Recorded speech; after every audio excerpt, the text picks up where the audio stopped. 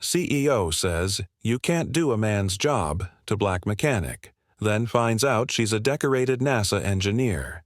Wait a second, let us know where you're watching from in the comments, and make sure to subscribe for more powerful and inspiring stories just like this one. She stood quietly in grease-stained overalls, tightening a bolt beneath a luxury SUV. The CEO scoffed as he entered, eyes narrowing, tone dripping with condescension. "Where's the real mechanic? This is delicate work. You can't do a man's job." He didn't recognize her. Not yet. The woman he had just insulted had designed the landing gear on a Mars rover and built stealth tech for the Pentagon.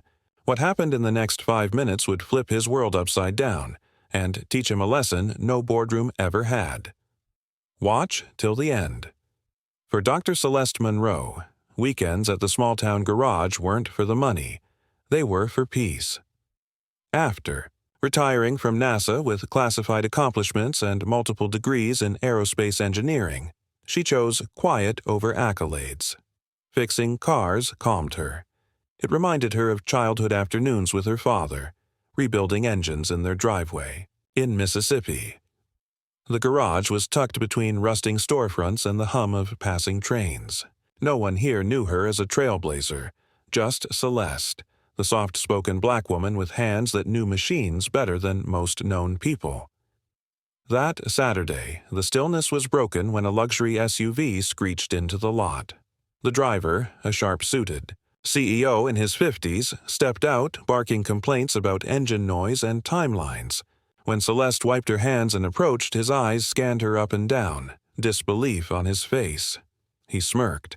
The following words would ignite a firestorm. The CEO's voice was loud enough for the entire shop to hear. "I need an actual mechanic. This car's worth more than your whole garage." His gaze lingered on Celeste's skin, her stature, her gender. "You don't look like someone who knows turbo calibration."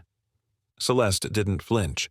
She asked a single question about the engine model, revealing in seconds a depth of knowledge that silenced the younger techs around her. But the CEO wasn't impressed. He was insulted. "Don't get smart with me. I didn't come here for diversity points. I came here for results." She said nothing. Instead, she slid beneath the SUV and began working, calmly diagnosing and fixing a precision issue most wouldn't have caught. In less than 10 minutes, the sputtering engine purred like new. No manuals. No second guesses. Still, the CEO grumbled, until a junior mechanic quietly pulled out his phone, Googled her name, and went pale. He passed it to his boss. The CEO stared, then blinked. NASA, DARPA, Harvard Ph.D., lead on multiple deep space missions, a profile once featured in Time. He looked at her again, not as a mechanic, but as a mystery he'd misjudged. His arrogance clashed with reality. But the moment of reckoning hadn't even arrived yet, because she had one last thing to show him. And it was personal. Celeste walked over holding a small curved gear in her hand. "This," she said calmly, "is what saved your engine." Then she pulled something from her pocket. A photo, faded, worn, and signed by astronauts. It showed her standing on a NASA launch pad, helmet in hand. "You said this wasn't a woman's job," she said softly. "But this woman helped send a spacecraft 140 million miles. I think I can handle your SUV." The CEO said nothing. His mouth opened slightly, then shut. The room was silent. Every mechanic froze. He wasn't just embarrassed. He was exposed. In 5 minutes, his prejudice unraveled in front of a room full of people who'd once deferred to him. The woman he dismissed had just outclassed him in every way. He left without another word. But his silence was louder than anything he could have said. Celeste didn't care for apologies. She'd spent decades being underestimated, dismissed, and overlooked. This was nothing new.